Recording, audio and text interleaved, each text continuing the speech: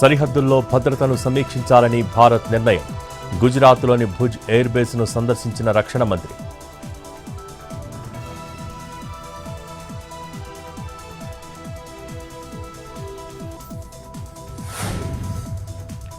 నేడు Saraswati పుష్కరాలకు deputy CM Bhatti.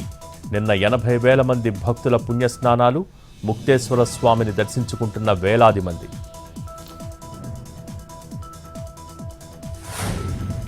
తన వ్యాఖ్యలపై వివరణ ఇచ్చిన కొండా సురేఖ. గత బీఆర్ఎస్ మంత్రులు డబ్బులు తీసుకునేవారని చెప్పినట్టు వెల్లడి. తన మాటలను కొంతమంది వక్రీకరించారన్న మినిస్టర్.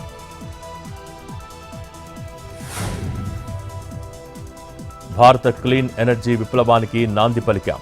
22,000 కోట్లతో సోలార్ ప్లాంట్ నిర్మిస్తున్నామన్న మంత్రి లోకేష్.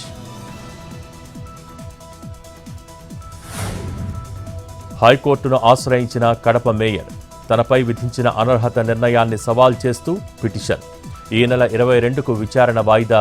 సురేష్ బాబుకు వ్యతిరేకంగా టీడీపీ కేవేట్ పిటిషన్ దాఖలు. సజ్జల శ్రీధర్ రెడ్డిని 2వ రోజు కస్టడీకి తీసుకున్న పోలీసులు. వైద్య పరీక్షల అనంతరం సిట్ కార్యాలయానికి తరలింపు. లిక్కర్ కేసులో ప్రశ్నిస్తున్న అధికారులు.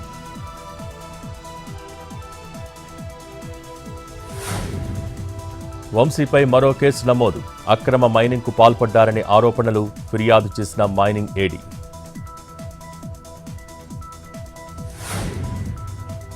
విడుదల రజనీ మరిది గోపి బెయిల్ పిటిషన్పై నేడు తీర్పు. క్వారీ వ్యాపారం నుంచి డబ్బులు వసూలు చేశారని ఏసీబీ కేసు.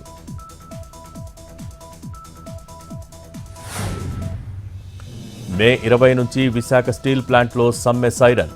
నిరసన తెలపనున్న పర్మనెంట్, కాంట్రాక్ట్ కార్మికులు.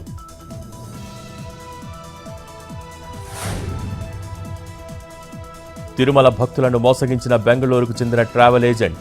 ప్రత్యేక దర్శనం కల్పిస్తామని 36 మంది దగ్గర 1,25,000 వసూలు. ఏజెంట్పై పోలీసులకు ఫిర్యాదు చేసిన బాధితులు.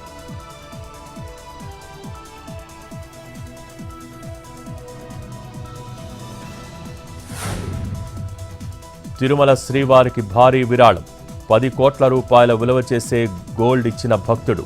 బంగారంతో శంఖు చక్రాలు, వరద కటి హస్తాలు చేయించిన గోయంక.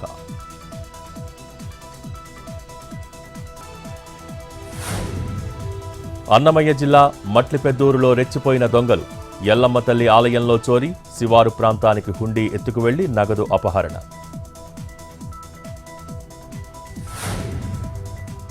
ఏపీలో ఇవాళ భారీ వర్షాలు. 7 జిల్లాల్లో పిడుగులు పడే అవకాశం. మిగతా జిల్లాల్లో తేలికపాటి వానలు. తమిళనాడు లిక్కర్ స్కామ్పై ఈడీ ఫోకస్. 1000 కోట్ల రూపాయల అక్రమాలు జరిగాయనే ఆరోపణలు. సెంథిల్ బాలాజీ కీలక పాత్ర పోషించారనే విమర్శలు. రాజకీయ దురుద్దేశమంటూ ఖండించిన డీఎంకే. స్థిరంగానే వెండి ధరలు. Kilo silver rate 1,08,000.